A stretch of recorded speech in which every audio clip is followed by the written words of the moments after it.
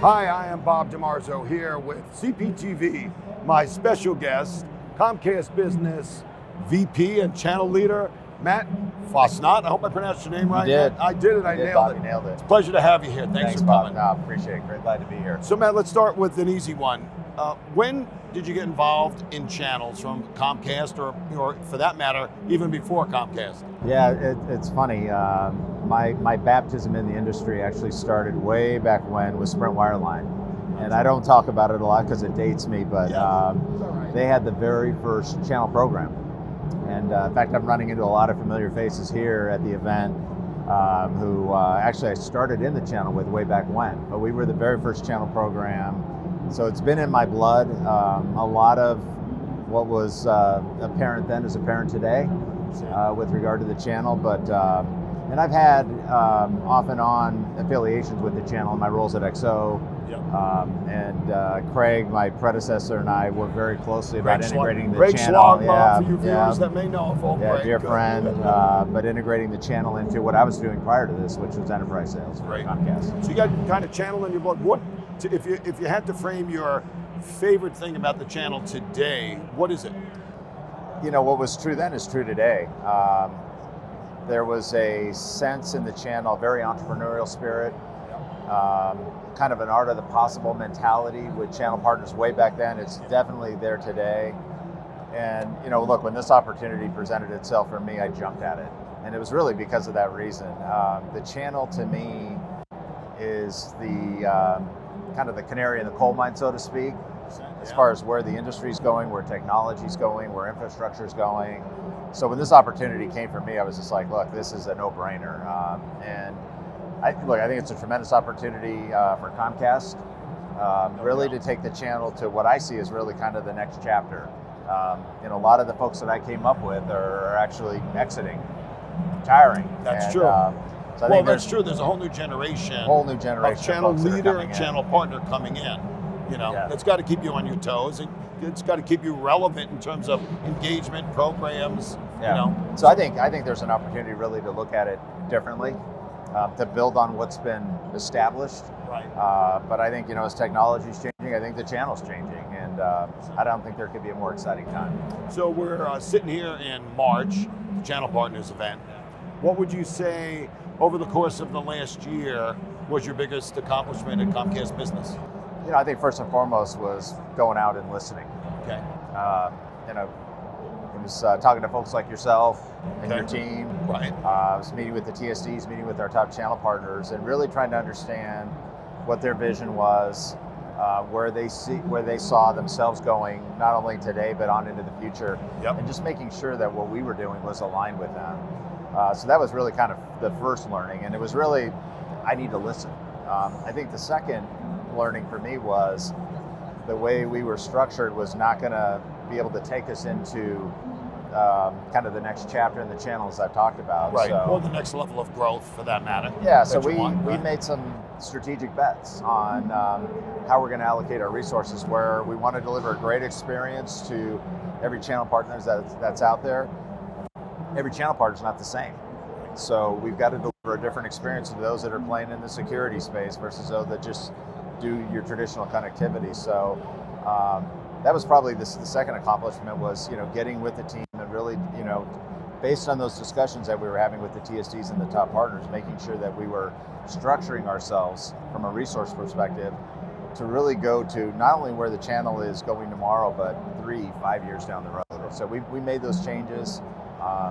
Maureen O'Connell is going to be leading up our executive partner segment, which are channel partners that are really focused in on more solution selling, SASE, security, because that's really where I think the industry's going. I think the channel is really out in front of it. So you listened, sort of, I won't say a listening tour, but you're trying to absorb from partners, industry experts, and the TSDs.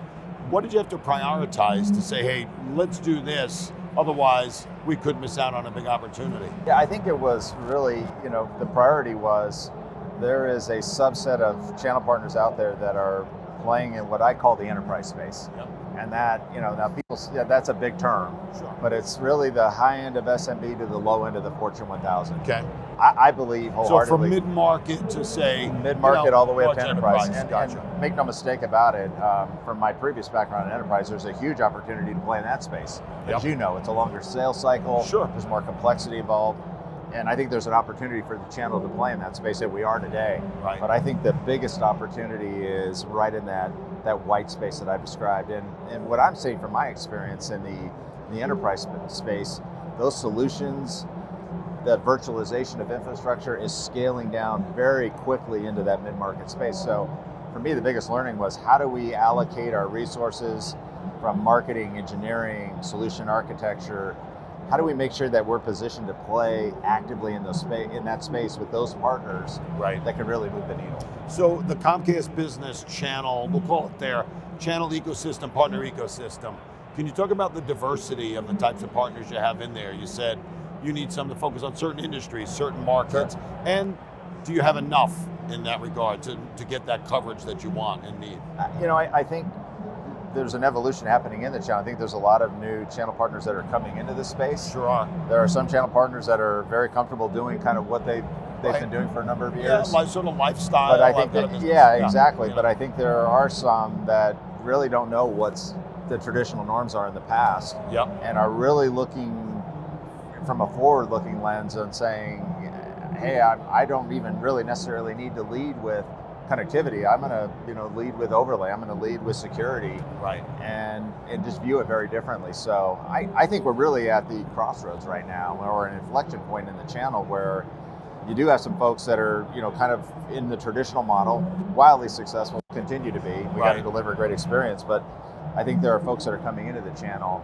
that just really view it as an opportunity and see it through that lens of more solution side. So I would say for a channel leader today, based on where you came from, it's probably a lot more difficult to manage a partner ecosystem today than it was just a few years ago.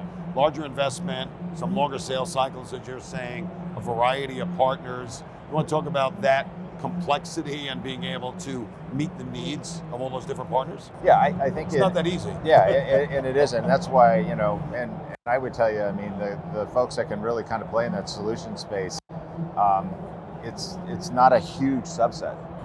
I think it's like anything else. It's the 80-20 rule. Sure. So I think there's a large component for us there to make sure that we're caring for that and delivering a different experience, but at the same time, really making sure we're developing that next generation of partners. I would also echo, we're Comcast Business is a $10 billion entity within Comcast. The channel is about 10% of that. So it's our objective, and I think, it's been, you asked about the accomplishments in 2025, is really getting the larger corporation to see the opportunity. And we've had a lot of meetings while we're here in Vegas, and one of the messages that we're delivering, we want that 10% to go to 30%. Right. So there's a strong commitment up and down through the organization with Comcast that we're going to play in the channel. We're going to be aggressive, and I think the reason why is the channel has always been, from when I started to today, really at the forefront of where technology and infrastructure is going. Well, and I think it offers you an economy of scale, right? Absolutely. And as you're saying, within a company of your size and scope, a major growth opportunity if you could leverage those partners for the solutions that you guys have. Yeah, absolutely. Great. Well, thanks for being here. Thank you. Appreciate it. No, always appreciate this is some of our first Channel Partners TV interviews being done here at the Channel Partners Conference. It was great to have Matt with us. Thank you for joining us. Thank you. Being Appreciate part it as of always. Thank you for supporting it. Thank you for tuning in to Channel Partners TV.